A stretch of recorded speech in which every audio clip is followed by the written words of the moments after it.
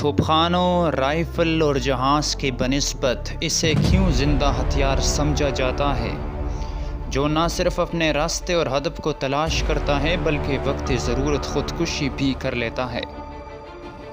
جب کسی فنی خرابی کی وجہ سے میزائل اپنے ہدف کو تلاش نہیں کر پاتا، راستے کا تعین کرنے میں دقت محسوس کرتا ہے اور جبکہ اس کے پاس وقت بھی کم ہوتا ہے تو ایسے میں یہ خودکشی کر لیتا ہے اور زمین پر گرنے سے پہلے ہی فضا میں پھٹ جاتا ہے۔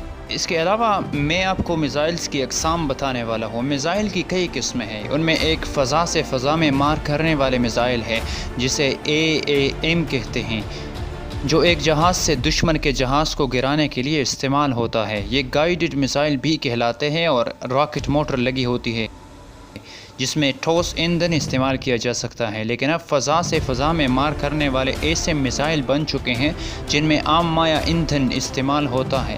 یہ میزائل دوسرے جہاز سے نکلنے والے دھوئیں اور حرارت میں اپنے ہدف کا تعین کرتے ہیں۔ دوسری قسم فضا سے زمین پر مار کرنے والے میزائل یعنی ASM یا AGM کی ہے، یہ جہاز سے زمین پر یا سمندر میں واقع کسی ہدف کو نشانہ بناتا ہے۔ اس میں بھی راکٹ موٹر یا جیٹ انجن استعمال کیا جاتا ہے۔ یہ لانگ رینج اور شارٹ رینج بھی ہوتے ہیں، جبکہ اس زمن میں روسی میزائل سب سے زیادہ تیز رفتار اور دور ہدف پر پہنچنے والے سمجھتے ہیں۔ اس قسم کے میزائل اپنے نشانے کا تعین لیزر گائیڈنس سسٹم کے علاوہ infrared guidance system, optical guidance اور GPS سگنلز کے ذریعے ہوتی ہے۔ ان سسٹم کا اطلاق ہدف کی نوعیت پر ہوتا ہے۔ سمندر میں واقع ہدف کے لیے آپٹیکل سسٹم یعنی ریڈار کے ذریعے کیا جاتا ہے، جبکہ زمینی ہدف کے لیے دیگر سسٹم سے کام لیا جاتا ہے۔ اس نوعیت کے میزائل فضا سے زمین پر استعمال کرنے کے ساتھ ساتھ زمین سے زمین پر مار کرنے کے لیے بھی استعمال ہوتے ہیں۔ زمین سے زمین پر مار کرنے والے میزائل کو میزائلوں کی تیسری قسم کہا جاتا ہے۔ نموہاک میزائل فضا سے زمین پر مار کرتا ہے، جبکہ AGM-86 AGM-84 ہارپون دونوں مقاصد کے لیے استعمال ہوتے ہیں، جبکہ یہ سمندری ہدف کے علاوہ زمینی ہدف پر مار کرنے میں استعمال ہو سکتے ہیں۔ اسی نوعیت کے میزائلوں میں ایک اور قسم اینٹی ٹینک میزائل کی ہے، جو زیادہ تر میدان جنگ میں دشمن کے ٹینکوں کو تباہ کرنے کے لیے ہیلی کاپٹر سے استعمال کیے جاتے ہیں۔ کروز میزائل، اینٹائی شپ اور اینٹائی ریڈار میزائل بھی اس قسم کے میزائلوں میں شمار کیے جاتے ہیں، جبکہ زمین سے فضا میں مار کرنے والے میزائل فضا میں موجود دشمن کے جہازوں کو گرانے کے لیے استعمال ہوتے ہیں۔ یہ میزائل انفراریڈ اور لیزر سسٹم پر کام کرتے ہیں۔ سٹنگر میزائل بھی اس نوعیت کا ہے، اس کو انسانی کندھے پر رکھ کر چلایا جا سکتا ہے۔ میزائلوں کی چوتھی قسم بیلسٹک میزائل BM ہے، جس میں نیوکلیائی، کیمیائی یا حیاتیاتی اور روایتی اسلحہ استعمال کیے جاتے ہیں اور عموماً دور فاصلے پر موجود ہدف کو تباہ کرنے کے لیے استعمال کیا جاتا ہے۔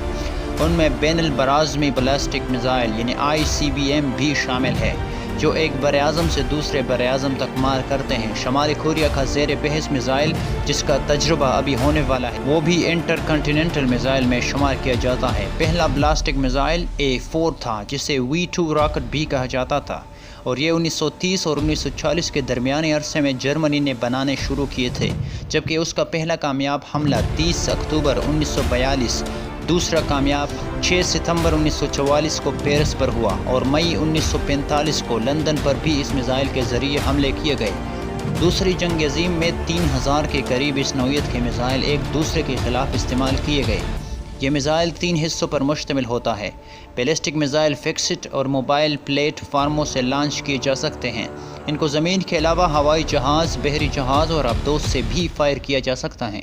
ان میں short range ballistic missile SRBM 1000 kilometre تک مار کرتے ہیں۔ V2 راکٹ، سکڈ اور SS-21 مختصر فاصلے تک مار کرنے والے میزائل میں شمار ہوتے ہیں۔ درمیانی فاصلے والا بیلسٹک میزائل 1000 سے 2500 کلومیٹر تک مار کرتا ہے۔ Intermediate range ballistic missile 2500 kilometre سے 3500 کلومیٹر تک فاصلہ طے کرتا ہے۔ سب کانٹیننٹل میزائل 3500 کلومیٹر سے 4500 کلومیٹر تک فاصلہ طے کرتا ہے، جبکہ انٹر کانٹیننٹل میزائل 4500 کلومیٹر سے لے کر اور 6000 کلومیٹر تک فاصلہ طے کر سکتا ہے۔ Limited range inter continent missile LRICBM 8000 kilometre تک کا فاصلہ طے کر سکتا ہے، جبکہ full range inter continental ballistic missile 12000 kilometre تک کا فاصلہ طے کر سکتا ہے۔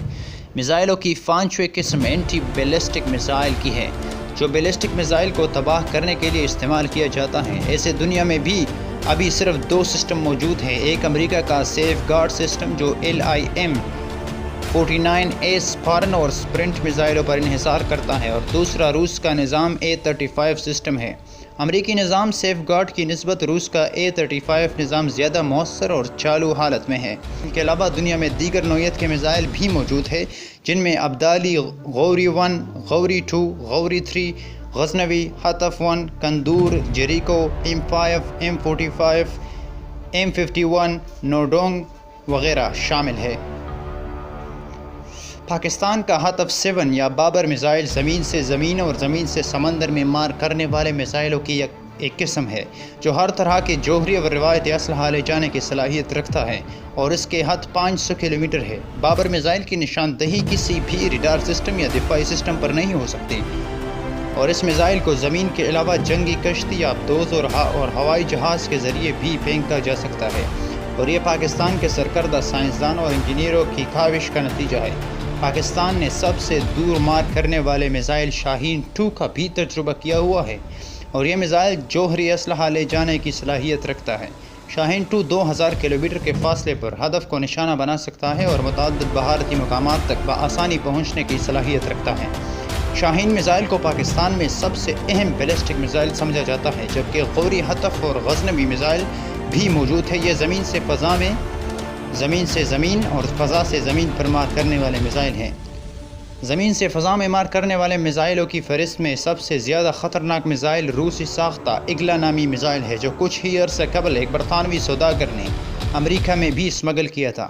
اس میزائل کے ذریعے امریکہ صدر بش کے طیارے ایئر فورس 1 کو بھی نشانہ بنایا جا سکتا تھا۔ ایگلا میزائل جدید ہتھیاروں کی اس قسم کا تعلق رکھتا ہے جو زمین سے فضا میں مار کرنے کی صلاحیت رکھتے ہیں۔ یہ 10,000 فٹ کی بلندی تک اڑنے والی ہر چیز کو تباہ کر سکتا ہے۔ یہ میزائل بوسنیا کی جنگ کے دوران بھی استعمال کیے گئے۔ افغانستان میں سینکڑوں سٹنگر میزائل موجود ہے، جو جنگ کے دوران امریکہ نے روسی طیاروں کو گرانے کے لیے سٹنگر اور دیگر نوعیت کے راکٹ، بارودی سرنگوں اور دھاکہ خیز مادے سمیت طرح طرح کے ہتھیار وار لارڈز کے حوالے کیے تھے۔ بعد میں امریکہ نے ان میزائلوں کو مجاہدین سے بھاری قیمت پر واپس خریدنے کی کوشش بھی کی تھی، جو کامیاب نہ ہو سکی، اور اب بھی افغانستان میں 100 کے قریب سٹنگر میزائل موجود ہے۔ بلکہ ابھی حال ہی میں افغانستان میں بین الاقوامی حفاظتی فوج کے سربراہ کا کہنا ہے کہ انہیں امریکہ میں بنے سٹنگر میزائل اور راکٹ فروخت کرنے کی پیشکش کی گئی ہے۔ بھارت کا بیلسٹک میزائل پرتھوی 150 سے 250 کلومیٹر جبکہ اگنی 2500 کلومیٹر تک پہنچ سکتا ہے۔ روس کا SS-18 11,000، SS-19 10,000، SS-24 10,000، SS-25 10,500 kilometre تک پہنچ سکتا ہے۔ اب میزائل ٹیکنالوجی عام ہو چکی ہے، اور دنیا کے 50 سے زائد ممالک کے پاس یہ کسی نہ کسی نوعیت میں موجود ہے، جبکہ میزائل دیگر عام ہتھیاروں کی طرح دوسرے ممالک سے خریدے جا سکتے ہیں۔ یہ بھی ہتھیار تیار کرنے والے اداروں کی ایک مہنگی اور جدید پروڈکٹ ہے۔ ان کو بہتر سے بہتر بنانے کا عمل بھی جاری ہے۔ پہلی جنگ عظیم میں امریکہ اور اس کے اتحادیوں کی طرف سے میزائلوں کے حصول کی شروع کی ہوئی لڑائی اب اس سطح تک پہنچ چکی ہے کہ اس کو روکنا بہت مشکل ہو گیا ہے۔